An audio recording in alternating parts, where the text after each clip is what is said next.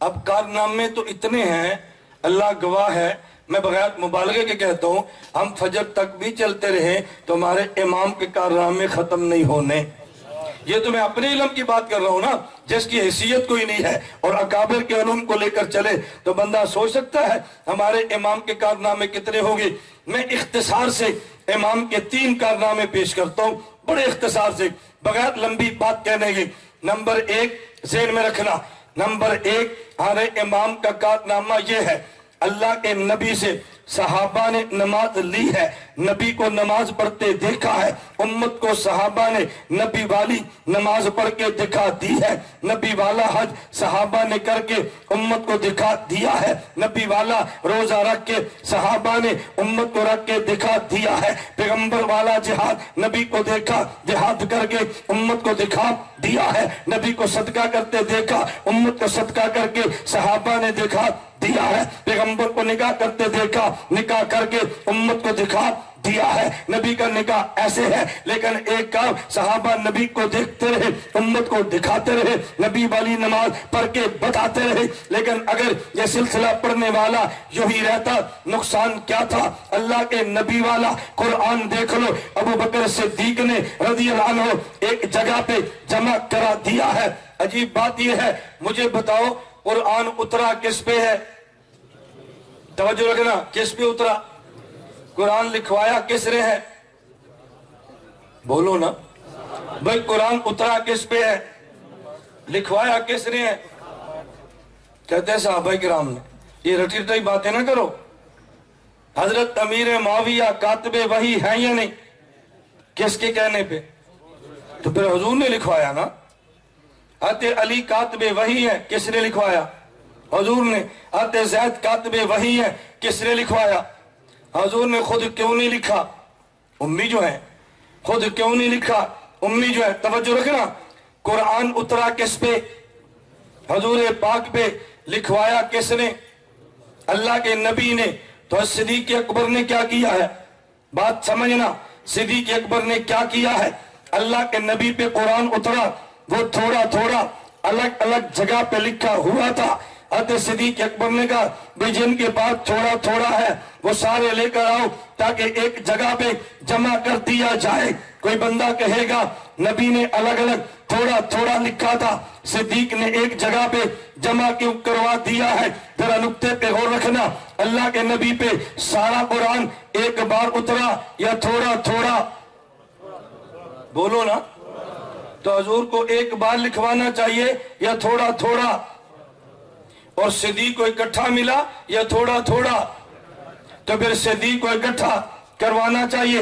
نبی نے تھوڑا تھوڑا لکھوایا، صدیق نے ایک جگہ پہ اکٹھا کروا دیا۔ حضرت عثمان غنی نے پھر کیا کیا؟ آپ کہتے ہیں جامع القرآن ہے، عثمان ہے، عثمان ہے۔ یہ جامع القرآن تو صدیق ہے رضی اللہ عنہ۔ پھر حضرت عثمان کو اب جامع القرآن کا جو نعرہ لگاتے ہیں، اس کا مطلب کیا ہے؟ بات توجہ سے سمجھنا۔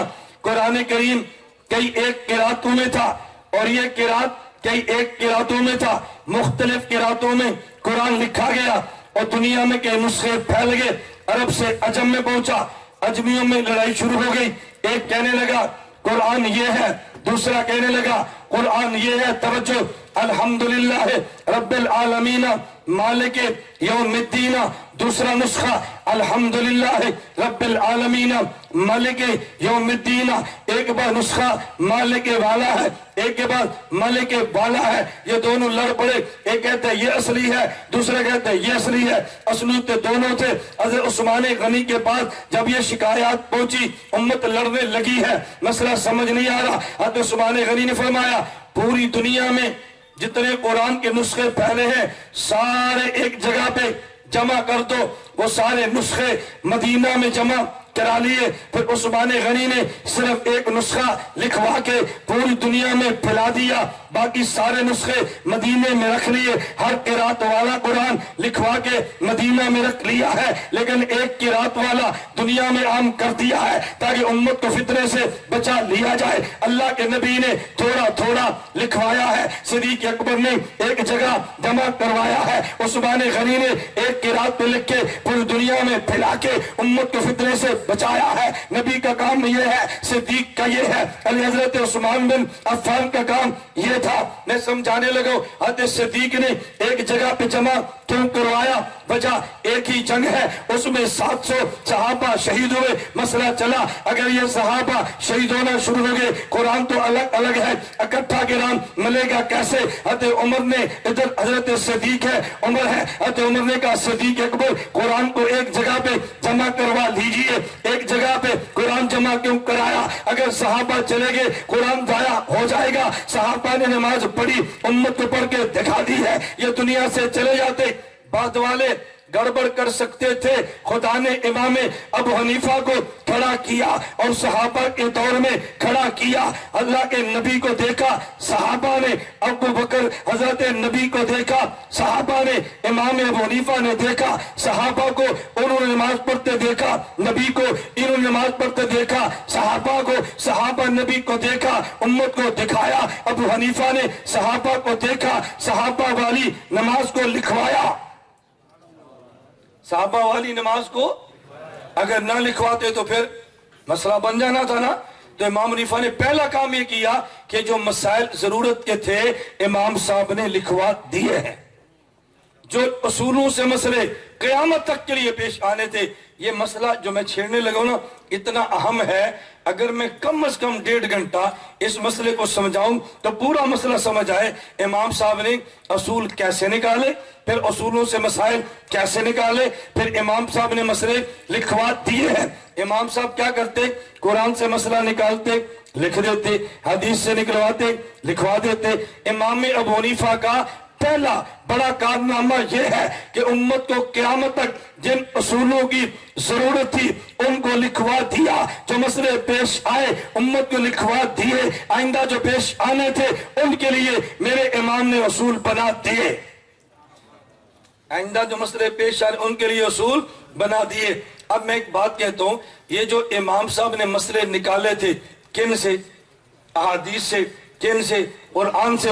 اب اس سے ایک بات سمجھ آئی، اگر کوئی بندہ آپ کو کہے نا ہم فقہ حنفی اس لیے نہیں مانتے کہ فقہ حنفی اللہ کے نبی کے دور کے بعد کی ہے، الیوم اکملت لکم کے بعد ہے، یہ بدعت ہے، ہم نہیں مانتے۔ ڈی اے خان کے دوستو توجہ رکھنا، اگر کوئی بندہ آپ سے پوچھے فقہ حنفی نبی کے دور کی ہے، آپ نے سینہ تان کے کہنا ہے نبی کے دور کی ہے۔ اگر کوئی بندہ پوچھے فقہ حنفی نبی کے دور کی ہے، کیا کہو گے؟ بلند آواز سے بیان میں کر رہا ہوں، آپ کر رہے ہیں تو تھکنا مجھے چاہیے، آپ کو چاہیے۔ نعرے ہم نہیں لگواتے، نعرے نہ لگوانے کا معنی کہ ہم یہ بھی نہ پوچھے کہ مسئلہ سمجھ آیا کہ نہیں۔ اگر کوئی بندہ پوچھے فقہ حنفی نبی کے دور کی ہے یا نہیں، کیا کہو گے؟ سب بولو، کیا کہو گے؟ وہ کہے گا امام ابو حنیفہ نبی کے دور کے ہیں، آپ نے کہنا نہیں۔ وہ کہے گا جب امام ابو حنیفہ رسول اللہ صلی اللہ علیہ وسلم کے دور کے نہیں ہیں تو پھر فقہ حنفی نبی کے دور میں کیسے؟ آپ نے فوراً پوچھنا ہے۔ یہ جو صحیح بخاری میں حدیث امام بخاری نے لکھی ہے یہ نبی کے دور کی ہے؟ وہ کہے گا جی ہاں نبی کے دور کی ہے۔ آپ نے کہنا ہے امام بخاری نبی کے دور کے تھے؟ وہ کہے گا نہیں۔ آپ نے پوچھ رہے جب امام بخاری نبی کے دور میں نہیں تھے تو یہ صحیح بخاری نبی کے دور کی کیسے ہے؟ اس نے کہنا ہے حدیث نبی کے دور کی ہے، لکھی امام بخاری نے ہے۔ آپ نے کہنا ہے مسئلے حدیثوں کے نیچے نبی کے دور میں تھے، نکالے ابو حنیفہ نے ہیں، نکالے ابو حنیفہ نے ہیں۔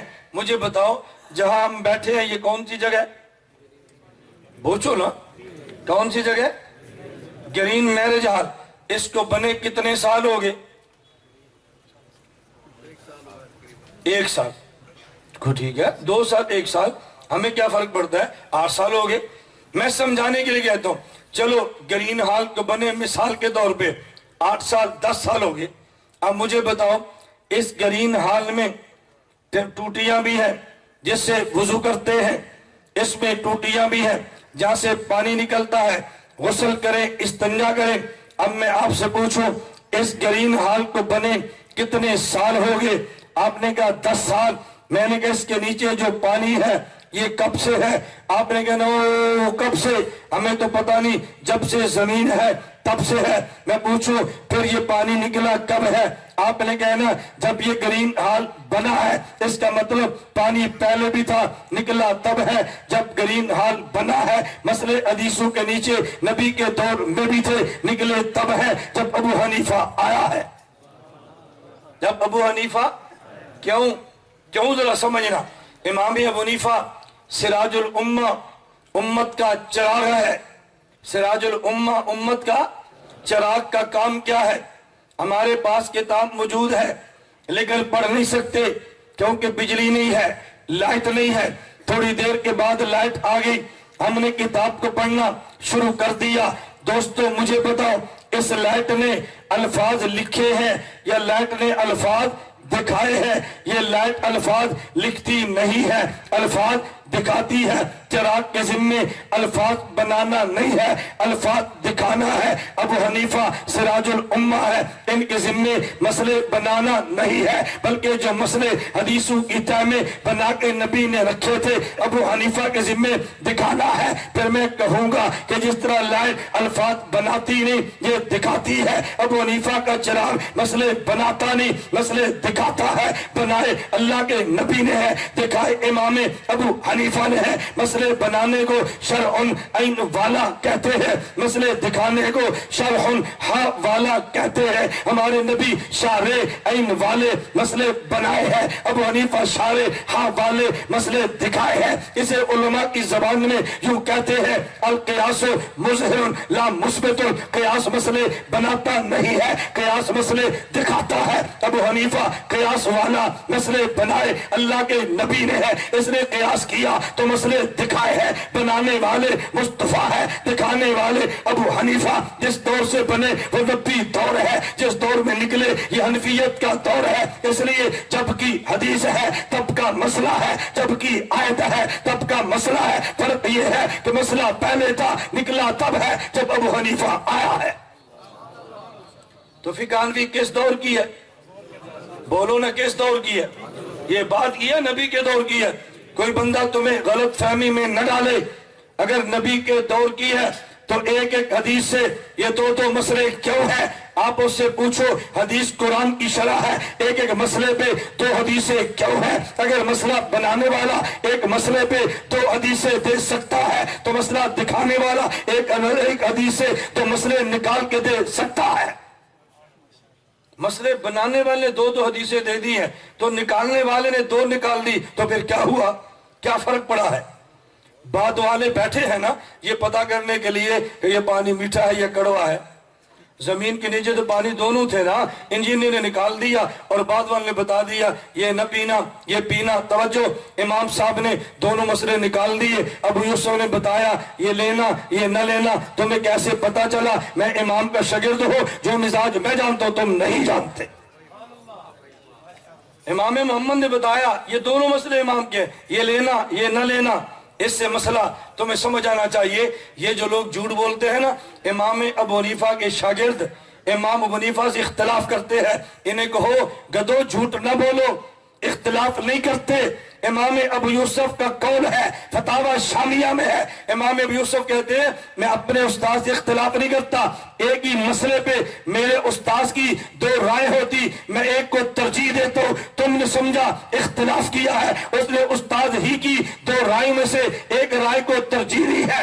اسی زمین سے پانی دو نکلے ہیں، ایک کا ذائقہ الگ ہے ایک کا الگ ہے، نکلے دونوں ہیں۔ انجینئر نے ایک کو پینے کے لیے بتایا، ایک سے منع کر دیا ہے۔ ابو حنیفہ نے مسئلے دونوں دیے، یہ بھی ہو سکتا ہے یہ بھی ہو سکتا ہے۔ ابو یوسف نے بتایا یہ لینا یہ نہیں لینا۔ ہم امام کا مزاج بھی جانتے ہیں، فتویٰ اس پہ ہے، وہ کیوں بتایا؟ ابو حنیفہ بتانا چاہتے ہیں اس میں پہلو ہے، نکل یہ بھی سکتا ہے نکل یہ بھی سکتا ہے، لیکن عمل اس پہ ہے اس پہ نہیں ہے۔